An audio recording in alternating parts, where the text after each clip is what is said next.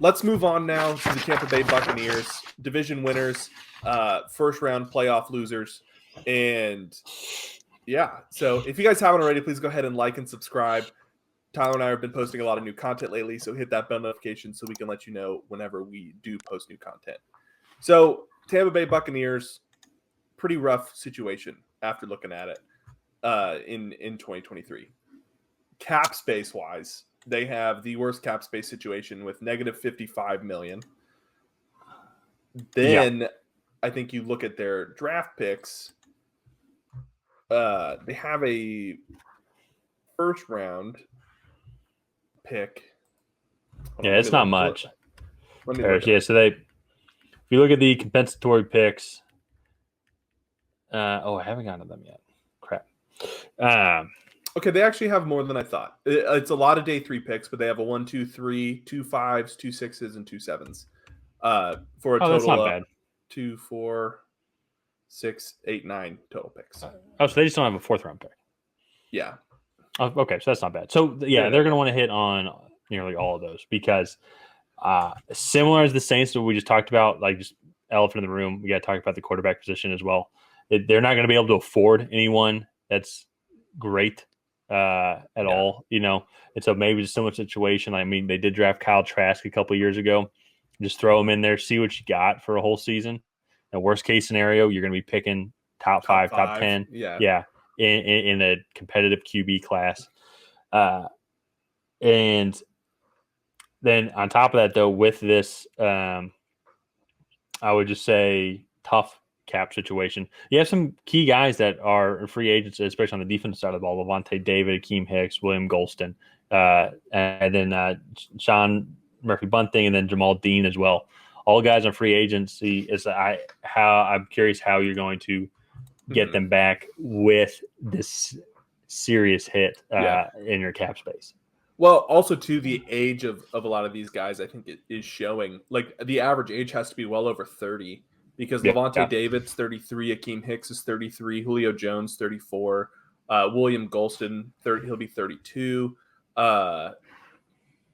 Raheem Roches will be 30. Blaine Gabbert I know he's playing Gabbert, but he'll be 34. And so I just think you look at a lot of these guys and I think you realize how old this team was, and they really need to get younger. So it could be a time for them to move on from maybe a couple veteran pieces.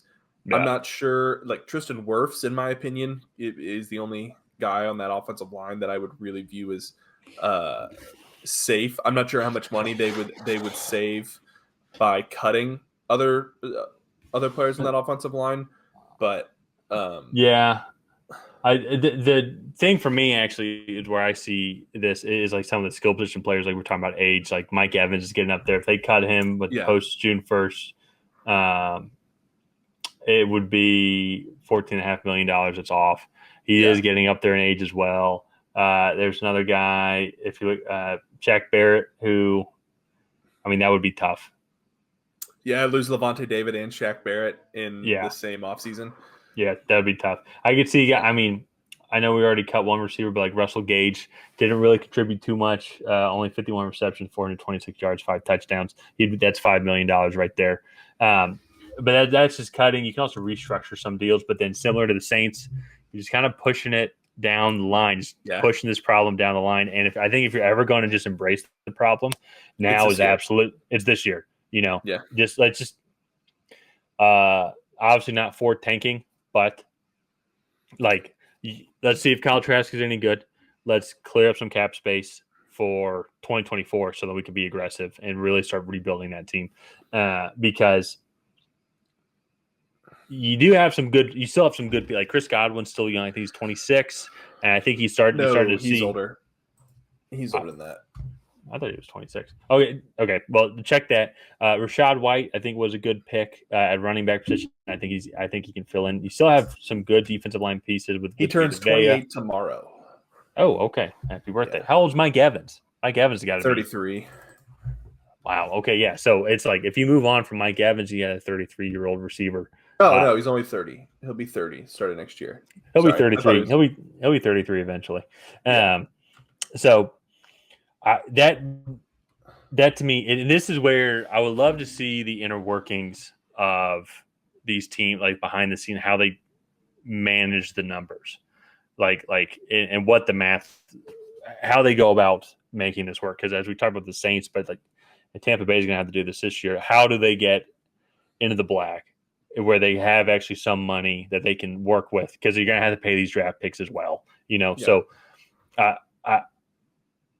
I'm curious how they kind of go about that accounting. Like, okay, we have to trade this player because it's going to get us this much money, and it's just the cost benefit analysis. Like, he's not going to bring in nearly as much as what we're going to have to pay him, so it's better off to let him go. Yeah, I'm curious how they go about doing that for each and every single player, because it's going to be quite fascinating. I think how they get down to the cap space number. No, yeah, I mean, they have so much dead cap, and I thought Tom Brady retiring would actually help out their dead cap number.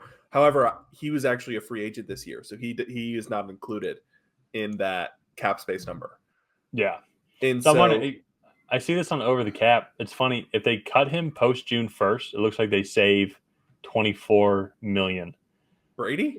Yeah, that's just what it says, but that doesn't make any sense because he retired and everything, and if he's going to be a free agent. So yeah, he's an unrestricted free agent. He shouldn't be on their cap hit. Interesting. Maybe it just has an update or something like that, and it was from last summer. I have no idea, but yeah, similar to the Saints. It's almost kind of identical, I think, to the Saints in the situation that they're in. No quarterback, horrible cap space, weaker offensive line. Actually, I think Tampa Bay, according to PFF, had a better offensive line, but it just didn't feel like it this year. Like, I think that's something that they address in the draft. They have to, but they were decimated with injuries. With injuries. And so with Ryan Jansen starting it at center, if your center goes down, then that's just kind of the nucleus of that entire offensive line. Mm-hmm. And so I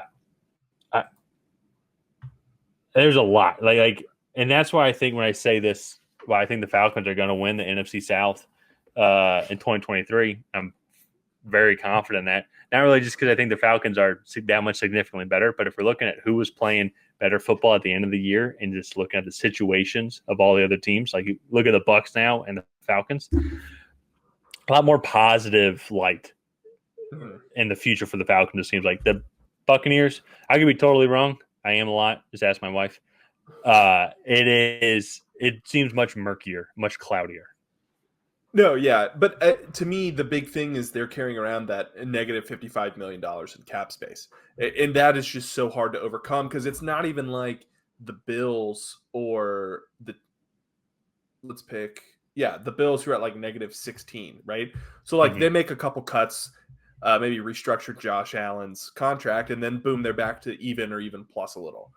Yeah, negative 55 million. I mean, that is almost a fourth. Actually, that is a fourth of your cap space. Yeah. This year, the players who are not providing any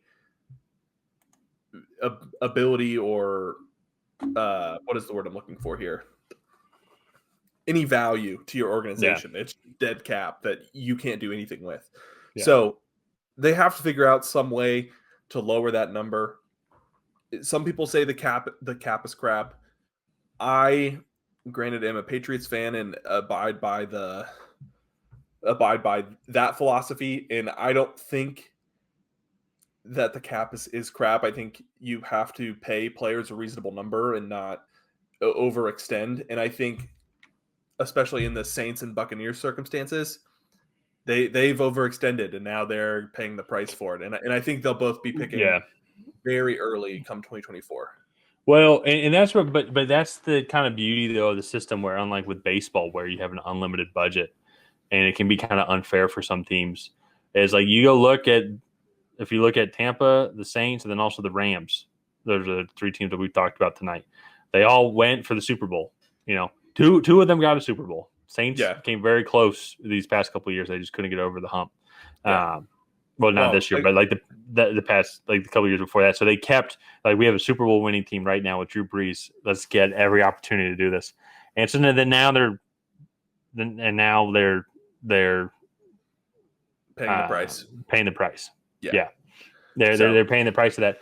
And so that's where I think it's kind of the beauty of it. Then we see these other teams go through these stretches, and it allows for different teams, different organizations, different franchises to be successful if they do it correctly. Unlike with baseball, with the Yankees, I mean, they just throw a bunch of money at all the really good players, and they're always in the playoffs, it seems. And then the A's, when they make the playoffs, it's a big deal because they're obviously playing on a totally different level, of game than they are. That's why Moneyball is such a great movie. So yeah. But I think that's going to wrap up the Buccaneers. If you guys have not already, please go ahead and like and subscribe and smash that bell notification so Tyler and I can let you know whenever we post new content, which if you haven't noticed, we've been doing a lot of lately. And we appreciate all the new members to our community. And other than that, I think we will see you guys next time.